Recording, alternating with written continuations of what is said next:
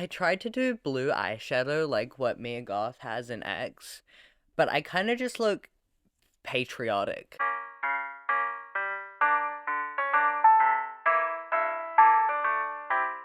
Hello and welcome. I'm that friend of a friend who everyone seems to come to first when questioning their sexuality, because I guess I just radiate ambiguously transsexual energy in all directions, despite the fact that no one can quite tell what gender I'm trying to look like. If you're wondering that personally, good. Keep wondering. I have NPD, also known as narcissistic personality disorder, the scariest mental illness of all that I'm sure some of you will be disappointed to hear is a lot more lame in real life, and unfortunately for me, a whole lot less intimidating. Less ultra self-confidence and more crying on the tiled bathroom floor for 2 hours because someone cut me in line in the Target checkout, or becoming depressed for weeks because a person I don't know said something vaguely mean to their friend about me. But I digress. Contrary to popular belief, NPD doesn't actually make people serial killers or genius puppet masters of manipulation.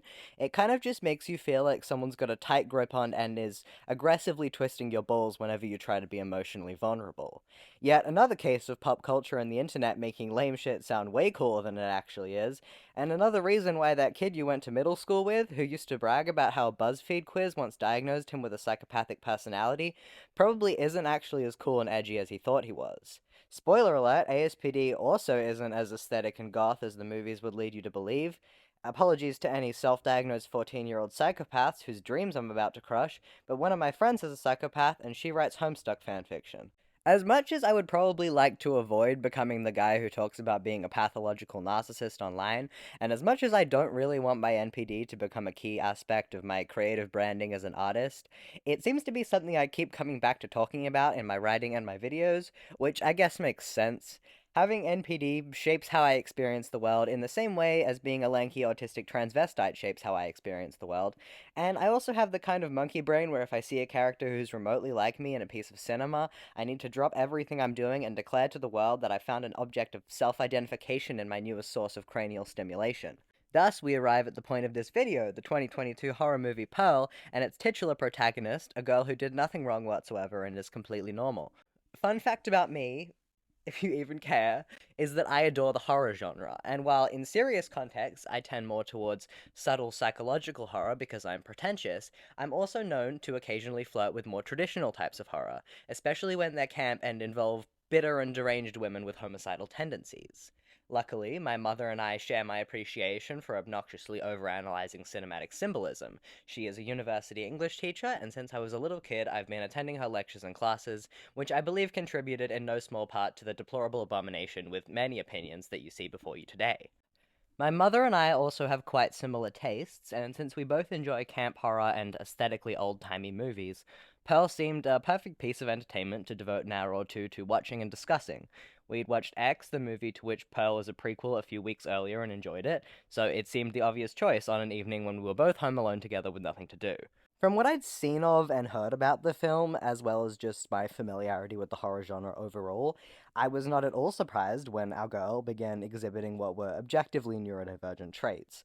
After all, it's a common trope for horror, especially the non-supernatural kind, to employ what are realistically just actual symptoms of various mental illnesses or disorders for the sake of making a villain appear strange and alien to the audience.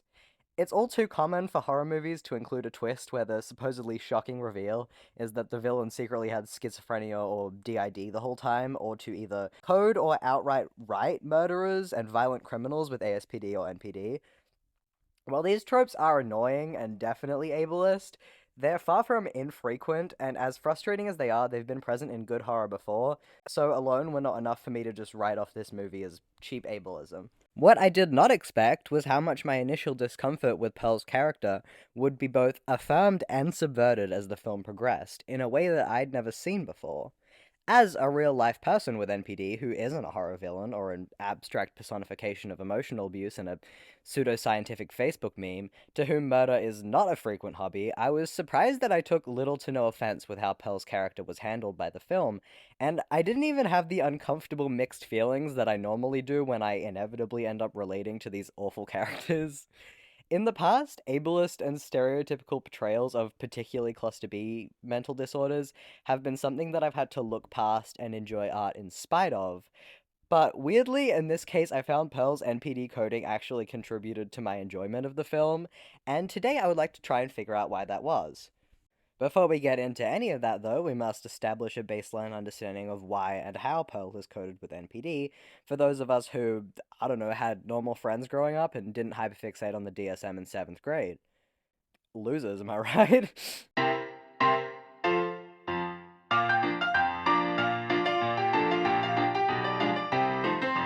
NPD, although under-researched and more of what we intellectuals call a wastebasket category than anything else, is generally defined as a collection of behaviors that result from childhood trauma. There's some debate around this, and there hasn't been enough studies to actually know for sure, but most professionals agree that in almost all cases, the traits we characterize as NPD are something that typically develop during childhood because of severe emotional distress. This is true for Pearl. As we see throughout the film, symbolic parallels are often drawn between her meltdowns and her strenuous relationship with her family, particularly her mother, who is verbally and emotionally abusive. Even without this established conflict, Pearl meets essentially all basic diagnostic criteria for NPD. Also, yes, I know they removed NPD from the DSM in 2013 because it's a stupid diagnosis. I have a video about that. It's a diagnosis that exists, though, so it's relevant, remember? Be critical of externally imposed methods of categorization. Do not take the constructed as objective, but do not be the blindly dismissive social constructionist who ignores the social and material influence of the constructed when it's objectively relevant. NPD isn't real, but neither is money, and we base our whole lives around that shit. The specific behaviors that Pearl exhibits that align with the NPD diagnosis include her intense ambition, her obsession with her own idea of what she considers material success, to the point that it ruins all her immediate relationships, the fact that she has an incredibly fragile sense of self and identity and breaks down easily when things don't go her way, the way she can't handle rejection, and the way she quickly becomes hysterical and violent when her delusions of grandiosity are challenged or she is confronted with anything to contradict her fragile self-image. She also requires a lot of external validation, and as she grew up in an environment where she was deprived of love, she is reminded of her mother when confronted with rejection or criticism and reacts to these situations with outbursts of anger. When the people she loves do turn on her or fail to provide her with the validation she craves, she sees them as horrible and evil, almost subhuman, and reacts in a way that suggests objective injustice against her. And finally, she struggles to feel empathy for other people and animals, seeing anyone who isn't her as suspicious, dangerous, insignificant, or unhuman. Whether intentional or not, I think it's pretty safe to say that Pearl has some variation of NPD, especially since by the end she basically ends up paraphrasing the DSM-5 diagnostic criteria out loud right at the camera. I am not exaggerating, that is literally what happens. As I said, this fact alone isn't particularly unusual or uncommon in horror. If anything, symptoms of NPD and ASPD are often just seen as synonymous with will definitely start killing people in mainstream media. This is ableist, as there is no actual statistical evidence to support the idea that people with NPD or similarly Cluster B affiliated quirks are more likely to be violent or abusive. In fact, more evidence points to the fact that we're more likely to be victims of abuse, because mentally unstable people tend to be easier taken advantage of by awful, fucked up individuals. This is true for people with ASPD, HPD, and BPD as well, although notably those diagnosed with NPD have the highest rate of suicidal ideation of any Cluster B personality disorder, a fact that is often overlooked due to stereotypes about how heartless and self-absorbed we are. I'm mentioning this because I want to make it abundantly clear that while I might love this movie, it does exemplify a harmful trope that deserves criticism. And I also want to make it clear that if you subscribe to any ableist rhetoric surrounding those with cluster B personality disorders, you are completely unwelcome here. We are discussing a movie about a person with NPD who is a violent criminal. So I find it necessary to reiterate that this is not a realistic portrayal of how people with NPD exist and behave, and I don't want anyone coming across this video to think that I believe anything to the contrary. We are analyzing the character of Pearl through an NPD reading because that subtext is present in the film and worth discussing. We are not using this subtext to justify ableism against real people. While I might not find this movie offensive personally, I can acknowledge that it's reflective of the systemic alienation of neurodivergent and insane people, which is not an inconsequential issue in the real world and should not be overlooked. That being said, this movie is deeply camp, and much of its stylistic atmosphere relies on its lack of realism. Being a film that came out in 2022 but that aesthetically replicates horror of the 60s and 70s, Pearl and its predecessor X are deeply self aware pieces of cinema that are, in a way, commenting on or even satirizing their stylistic influences. Both films heavily employ themes of youth and femininity, and present a refreshingly nuanced take on the problematic horror trope of the crone or hag archetype, an idea that has persisted in horror for centuries and relies on the supposedly shocking nature of an older woman who refuses to fulfill a maternal and nurturing position, aka tired and outdated propaganda against older women's sexual liberation. In this way, we can understand that while these films might, on the surface, resemble more familiar, earnestly problematic horror movies, they definitely know what they're doing here, and they're doing it in a relatively new and newly thoughtful way. In conventional horror, when a villain has a mental illness or other neurodivergence, it serves the purpose of not explaining their behavior or making them more sympathetic, but of making them appear more unfamiliar to the audience. The horror is drawn upon the fact that they are not neurotypical. So, does Pearl subvert this trope in the same artsy and self aware feminist way as it does the other tropes it utilizes? Let us discuss.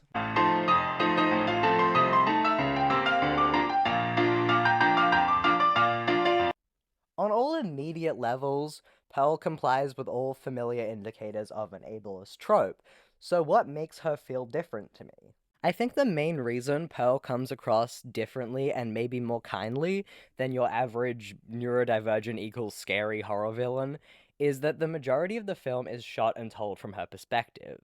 Although there are certain scenes where Pearl is enacting violent crime, as a girl does, where we are clearly meant to be sympathizing with her victims for the sake of effective horror, and although a portion of the scares, come from the fact that her behavior and moods are unpredictable to the audience, we are still watching a film where she is the main character. From the opening shot of the movie, we are shown the state of her home life, a choice that is explicitly different from waiting to reveal that she was abused slash had a hard home life at the end of the film, and one that actively provides us with context for her mental state from the start. This is a great decision to me, and in my opinion, it's a major reason why the handling of Pearl's mental illness feels way more tasteful than it could have. The way that the film is structured and shot scene to scene also perfectly plays into this. Pearl finds it hard to see those around her as real people, even stating outright that she's aware of this when she describes her feelings to Mitzi at the end. Throughout the entire film, Pearl's perspective remains entirely consistent, which is a great choice as it almost subliminally familiarizes the audience with how she experiences the world. We never once see the other characters living their lives or interacting with one another without Pearl present. We follow her point of view strictly, indicative of how, to her, the other characters don't exist outside of her experiences with them. And we get a clear idea of each character's relationship with Pearl, but not so much their relationships with each other. We learn about Pearl's strenuous relationship with her mother, her soft yet conflicted tolerance of her father, her passive jealousy of Mitzi, and her attraction to that one guy whose name I don't think they actually ever say. And yet, none of these characters are at all expanded on beyond these simple roles. They are only allowed the agency to exist as people in relation to Pearl and her experiences. We see this plainly in the scene where Pearl comes home and listens in on her mother crying at night. A scene that is the sole indicator that her mother is going through her own hardships, but that only exists through the eyes of Pearl, a coincidental observer, and is never explained or elaborated on. The movie opens on a shot of Pearl admiring herself in the mirror, familiar imagery that has existed since before the concept of narcissism was pathologized, and from that point, right until the end of the movie, we never waver from her story. We witness her going about her day as usual, uninterrupted by scenes showing anything other than the casual activities she participates in and work she does on her parents' farm. We get a sense early on that Pearl is desensitized to animal death, but overall, the beginning of the movie is dedicated to establishing who she is as an individual and what her life is like before properly expositing her neurodivergence. We learn, just through following her in these earlier scenes, that Pearl's mother is demanding and emotionally cold and that she doesn't value her daughter's creativity or ambitions. We learn that Pearl desperately wants to prove her wrong about this, and that she seeks validation elsewhere when she doesn't receive it from her family. We also learn that she is a fish out of water for her time in more inconsequential ways, by way of her unconventional sexual proclivities. That isn't to say that she's like queer, but we can see that she's not satisfied with her sexual opportunities when she not only fucks a scarecrow, but assumes what was considered a masculine role for her time while doing so. In older horror, even horror actually of the time that Pearl is aesthetically mimicking, these displays of sexual immorality would be a source of horror themselves. But this movie almost parodies that fact and instead presents these aspects of her character as almost humorous, using them to show a more human side to her and to further emphasize how much this movie is her story alone, and will thus show the most personal and vulnerable parts of her life. It's another example of how this series will superficially recreate familiar aspects of the horror genre, but with a different attitude behind them that bleeds into how they are received and interpreted.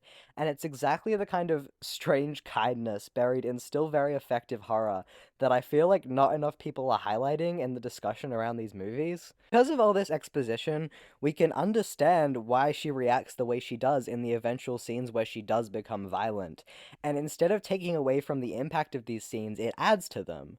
We are led to root for Pearl by the framing of her story, and as we see her descend into a worse and worse mental state as the film progresses, we get a sense of tragic unease that feels a lot like compassion.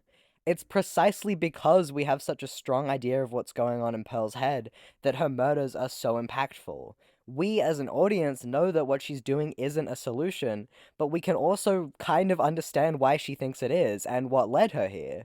The movie never provides any exposition that humanizes Pearl's victims in the same way it does for her, so as we follow her perspective, we are almost led to comply with her own moral reasoning, which clashes against our insight as viewers from a different time period with a far more sophisticated understanding of mental illness and trauma than she has. There is this kind of persistent tragic irony present, where we bear witness to Pearl's awful, irrational decisions, but also the reasoning that led her to make them, in a way that's hauntingly believable for such an aesthetically over the top, campy film. The first time she kills a person, it's her mother, and she does so in retaliation to her abuse, arguably in self defense, although more likely she didn't think she was in real danger but was responding physically to her mother's treatment because she just never learned another way to cope with that.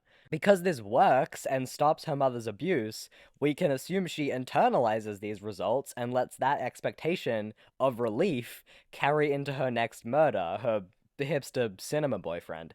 And notably, when she kills him, it's because he has triggered the same insecurities her mother did.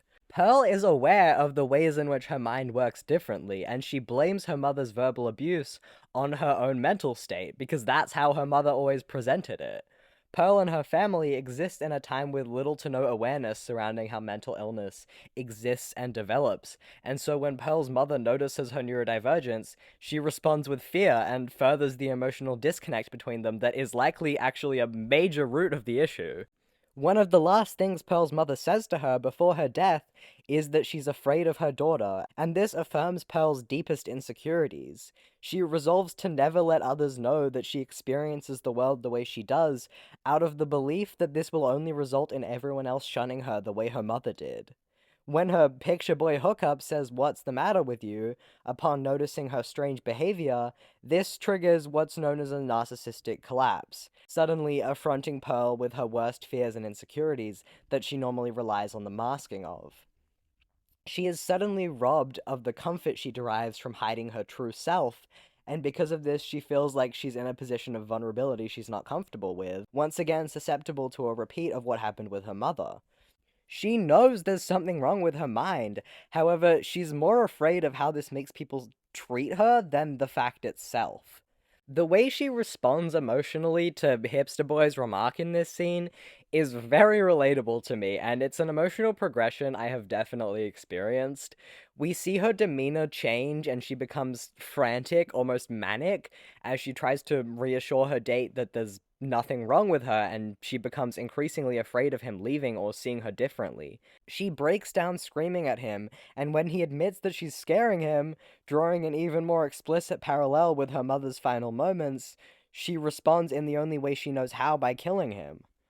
Obviously, I hope it goes without saying that people with NPD don't actually murder people when we experience a narcissistic collapse.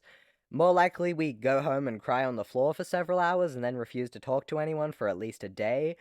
But even with this considered, it isn't exactly an inaccurate representation of how our emotions can progress in situations like this. Pearl is deeply insecure about her neurodivergence due to how her mother viewed her because of it, and any reminder of this insecurity or indication that others are judging her as her mother did is incredibly distressing to her, to the point that she's willing to do anything to alleviate that distress. She bases a great deal of her identity and ambitions around the hope that one day she'll be able to prove her mother wrong. So anything Pearl takes as an indication that her mother's assessment of her was accurate is something she doesn't know how to deal with, and thus must be eliminated. People with NPD spend a lot of time coping with trauma by retreating into delusions of being unique and special, or having some kind of talent that is misunderstood by the world, because it gives us some justification to cling to for whatever it is we've gone through, and helps us not blame ourselves. We see Pearl do this a lot with her obsessive fixation on becoming a film star and a dancer, and her belief that she's uniquely special in a way that her mother has failed to realize. When Pearl is rejected from her dance audition and she experiences probably the most severe narcissistic collapse in the movie, we see directly how being abruptly forced out of her delusions of grandiosity affects her, represented visually. While performing, we see her how she's seeing herself, dancing flawlessly on a decorated and professionally lit stage as a centerpiece among identical backup dancers. After she's told no, all of this disappears and the lighting dims back to reality, the judges taking center stage with Pearl at their mercy. She begins to hallucinate the people she's killed in their place, representing how she sees her mother's fear of her mental state and her inability to become a star as a parallel.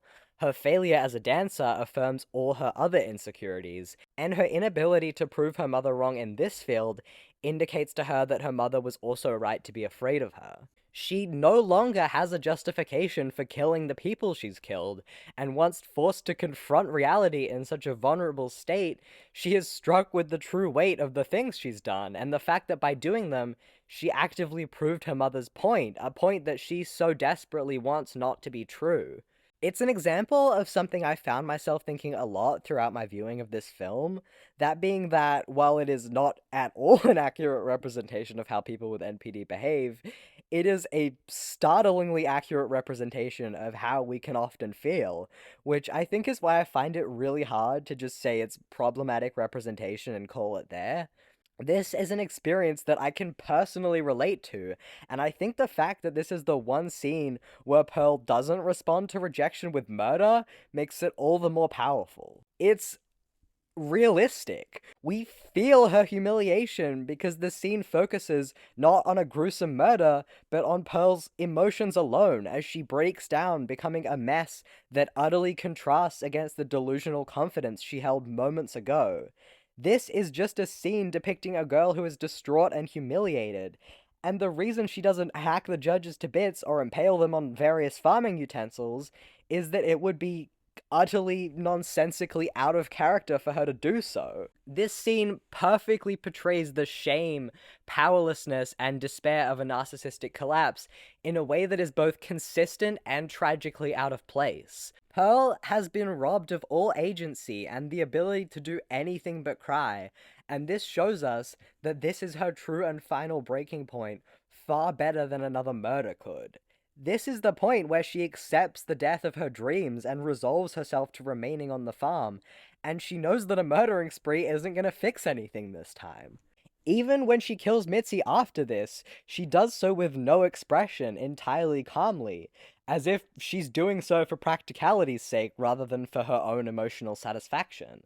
Pearl is not an accurate portrayal of the everyday hobbies of a person with NPD, but she isn't trying to be. There's a good chance she isn't trying to portray a person with NPD at all. I honestly usually assume that all actually accurate representations of NPD are accidental, but she is a spot-on portrayal of how it can sometimes feel as a person with NPD trying to navigate the world. NPD is a disorder that is so lacking in understanding and research that having it can often feel like living in the past. Even in supposedly ultra progressive mental health circles, we are treated like we're possessed by demons. And honestly, it can sometimes feel like it. NPD isn't a fun thing to have. It can be scary and overwhelming, even debilitating, even horrific and grotesque. But this film was able to portray that in a way that didn't treat us as subhuman. And I think if a sympathetic narrative can be drawn around this girl who murders people for fun, then we can probably draw one around actual people with NPD who, don't kill people. Like, we're puppies compared to her. Come on. I don't know. Let me know what you thought. These movies are packed with symbolism and ripe for subjective interpretation. And as always, this isn't meant to be an objective retelling of any one truth, merely my own interpretation as me and me alone. Thank you very much for listening to me talk about this great film. I appreciate the choice you made to watch my video out of the 500 hours of content uploaded to YouTube every minute. That is a real number. As much as I'd like to grow my channel in a practical sense, if even one person enjoys the things I make, I consider that a spiritual success. So I hope I made you think a little. I would also like to give a shout out to the user LucyLicious Docky who from their very millennial coded username probably found me from my 12th Doctor video, but has commented some very nice things on several of my videos since then. I'm a small enough presence on this platform to notice this, and this is me thanking you directly. I love comments, and the main reason I make these videos is to spark discussion. So keep it up. I enjoy hearing from people, hearing what everyone's thinking of, the things I have to say. Have a great day. That'll be all. This is Mercurial Rose, signing off once again.